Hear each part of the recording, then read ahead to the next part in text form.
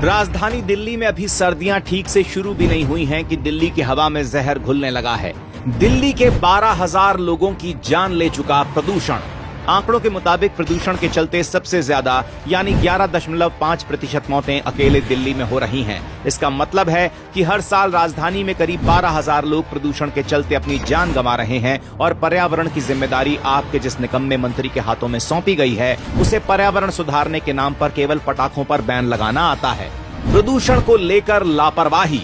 आप मंत्री गोपाल राय तो पर्यावरण को नियंत्रण करने में पूरी तरह से फेल हो गए, लेकिन जब केंद्र ने संवेदनशील होकर GRAP 1 एक्शन प्लान लागू करने के निर्देश दिए, जिसके चलते खुले में कचरा जलाने पर प्रतिबंध, डीजल जनरेटर के उपयोग को सीमित करने जैसी योजनाएं शामिल थीं, लेकिन आपने इसका कैसे पालन किया, इसकी गवाही ये तस्वीर दे रही है जिसमें सड़क के किनारे पड़े कूड़े में आग लगा दी गई। इसका धुआं दिल्ली वालों को बीमार नहीं करेगा तो क्या करेगा।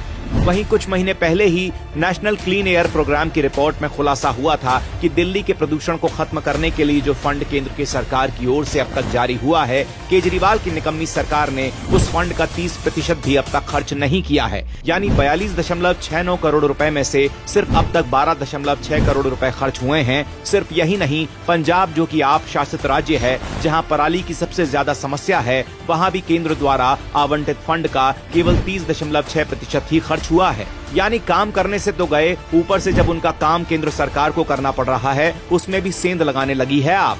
10 साल से सत्ता में होने के बावजूद भी आप सरकार और उनके सो कॉल्ड पर्यावरण मंत्री के पास अब तक कोई ठोस योजना नहीं है जो दिल्ली के प्रदूषण को कम कर सके। ना इनका ऑड इवन काम आया, ना इनके स्मॉग टावर काम कर रहे हैं, और अब जब कुछ नहीं बचता तो ये लोग हिंदुओं के त्योहारों पर अपनी कुंठा निकालते हैं पटाखों पर बैन लगाकर। अगर आप सरकार से काम नहीं होता तो ये जिम्मेदारी वो केंद्र पर छोड़ दे, लेकिन दिल्ली वालों को और मूर्ख न बनाए, क्योंकि अब ये बात जनता की सेहत, उनकी जान की है, जिसकी आप सरकार को बिल्कुल नहीं पड़ी है।